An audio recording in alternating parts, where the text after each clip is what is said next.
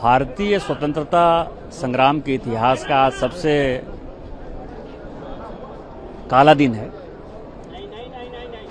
21 जुलाई 1951 को रफ़ी अहमद किदवई, ये जो जहां आप लोगों का आईने भी है ना, तो उस पथ का नाम रफ़ी अहमद किदवई है। कभी इसके बारे में यदि आप सोचेंगे तो रफ़ी अहमद किदवई साहब 1954 में एक मिस्टीरियस सर्कमस्टांसेस में कैसे उनकी डेथ हुई, नोबडी नोज। उसके लिए कमीशन बना, उस कमीशन का आज तक रिपोर्ट नहीं आया।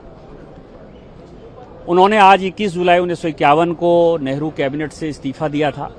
इस्तीफे के पीछे रीजन ये था कि 1946 में फिरोज गांधी जो उनके दामाद थे, उन्होंने उनको चुनाव हराने की कोशिश की। फिरोज गांधी का वर्चस्व जो है कांग्रेस में बढ़ रहा था। विजय लक्ष्मी पंडित जो है वो कभी यूएन की राजदूत हो जा रही थी, कभी यूएस की राजदूत हो जा रही थी, कभी ब्रिटेन का मामला वो देख रही थी। और नेहरू लियाकत पैक्ट जो हुआ था, उसके कारण भारतीय मुसलमानों को जो समस्या होने वाली थी, इन सारे चीज़ों को लेकर वो नेहरू जी से लगातार बातचीत कर रहे थे और उनकी कोई बात नहीं मानी गई। फाइनली उन्होंने इस्तीफा दिया आज के दिन और 1954 आते आते उन्होंने एक नई पार्टी बनाई थी, किसान मजदूर संघ, और उनका जो है मिस्टीरियस सर्कमस्टांसेस में डेथ हो गया। ये कांग्रेस का इतिहास है। कांग्रेस परिवारवादी पार्टी है।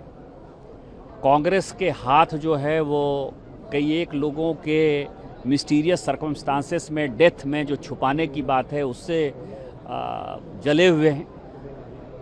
और कांग्रेस जैसी स्वार्थी पार्टी विदेशी शक्तियों के साथ, क्योंकि मैंने नेहरू लियाकत पैक्ट की भी बात की 1950 में, वो हमेशा देश तोड़ने की बात कर रहे हैं। आज की भी जो कांग्रेस है राहुल गांधी जी के नेतृत्व में, ये सिंगल पॉइंट एजेंडा उसका केवल देश तोड़ना है। और देश तोड़ने वाले जितने लोग हैं उनको कैसे समर्थन करना है, कैसे युवाओं को भड़काना है, कैसे अलग अलग रीजनलिज्म को भड़काना है, और वही काम आज भी हो रहा है। लेकिन कांग्रेस पार्टी के नेता तो युवा विरोधी सरकार कहते हैं, इसको कहते हैं कि प्रधानमंत्री जी की नीयत पर सवाल उठा देते हैं। आपको पता है कि 1960 में एक इमरजेंसी लगी थी।